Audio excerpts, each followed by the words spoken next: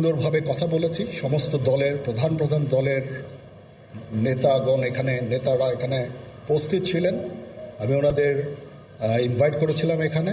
ওনারা very nice of them যে ওনারা এসেছেন, অ্যান্ড আমরা একটা সুন্দর আলোচনা করেছি এবং এই আলোচনাটা ফলপ্রসূ হবে বলে আমি মনে করছি এবং আমরা একটা সুন্দর একটা ইন্টারিম গভর্নমেন্ট ফর্ম করে আমরা দেশ পরিচালনা করব।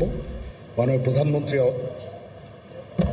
পদত্যাগ করে এবং এখন একটা ইন্টারিম গভর্নমেন্ট ফর্ম করে আমরা আমাদের কার্যক্রম পরিচালনা করব। আপনারা একটু ধৈর্য ধরেন, আমাদের কিছু সময় দেন। ইনশাআল্লাহ আমরা সবাই মিলে সমস্ত সমস্যার সমাধান করতে সক্ষম হব। আপনারা আর এই সংঘাতের পথে যাবেন না এবং শান্তি শৃঙ্খলার পথে ফেরত চলে আসেন।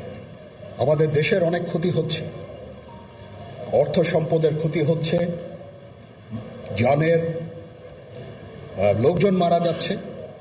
তো এগুলো থেকে আপনারা বিরত হন এবং আমাদের সাহায্য করেন। আমি সমস্ত দায়িত্ব নিচ্ছি, আপনারা আমাকে সাহায্য করেন।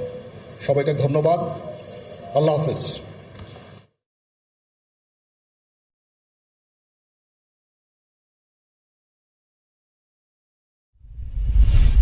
ढाका से मनाजिर आपने देखे, जहां पर आर्मी चीफ की जानिब से बाकायदा तौर पर यह ऐलान कर दिया गया है कि अब जो बांग्लादेश की हुकूमत है वो मखलूत हुकूमत के हाथों में दी जाएगी। मखलूत हुकूमत के ज़रिए अब बांग्लादेश को चलाया जाएगा। आर्मी चीफ की जानिब से ये बाकायदा तौर पर ये कह दिया गया है और आपको ये बता रहे हैं कि आर्मी चीफ की जानिब से ये भी कहा गया कि